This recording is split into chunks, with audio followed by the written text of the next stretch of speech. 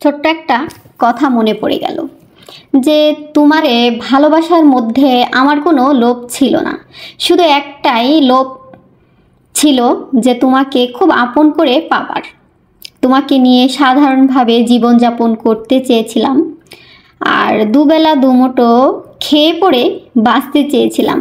বাকিটা জীবন শুধু তোমার সাথেই কাটাতে চাইছিলাম, শুধু তোমাকে নিজের করে পেতে চেয়েছিলাম। তবে আজ যেন সব স্বপ্ন স্বপ্নের মতোই হয়ে গেল।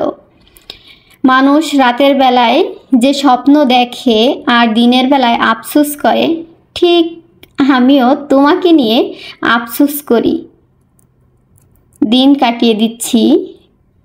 সর্বশেষে যে কথা বুঝতে পারলাম, ভালোবাসা পাওয়া যায় না, গেলেও যত্ন সহকারে অবহেলা ঠিকই পাওয়া যায়, যা আমি তোমার কাছ থেকে ভালোবাসা পেয়েছি। তাই আমি অনেক ভাগ্যবতী যে তোমার কাছ থেকে এত যত্ন করে ভালোবাসা পেয়েছি, যে আমি কখনো বুঝতেই পারিনি যে তুমি আমাকে এত যত্ন সহকারে ঠকাবা, যে তুমি আমাকে এত ভালোবাসতা, এত রেসপন্স করতে, আমাকে এমনভাবে বুঝতে যে সেটা তুমি কখনো বুঝতেই দাওনি যে তুমি আমাকে কখনো ভালোই বাসোনি।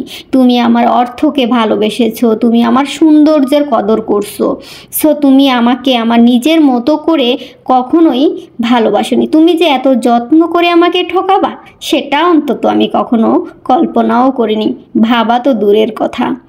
তা এমন কারো সাথে করো না যে মানুষটা বাঁচতে শিখেছে তোমাকে দেখে ভালোবাসতে শিখেছে, সে চলতে শিখেছে, তার জীবনের পথ চলা শিখেছে, তোমার থেকে সে ভালোবাসা শিখেছে।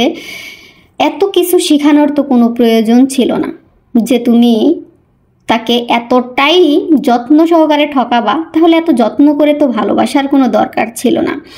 যে সময় বাবা, ভাই, বোন, পরিবারের দোহাই সবাই মেনে নিবে, সবাই এত ভালোবাসবে, আর সে জায়গায় তুমি পরিবারের অজুহাত দিয়েই আমার থেকে দূরে চলে গেলে। আসলে মানুষ কি সত্যিই এমন হয়? কেন এমন পৃথিবীটা বলো? সবাই তো চায় যে ভালোবেসে ভালোবাসার মানুষকে নিয়ে আঁকড়ে ধরে বেঁচে থাকতে। তুমি কেন আমাকে ছেড়ে দিলে? আমার কি দোষ ছিল সেটা কি তুমি একটু বলবে?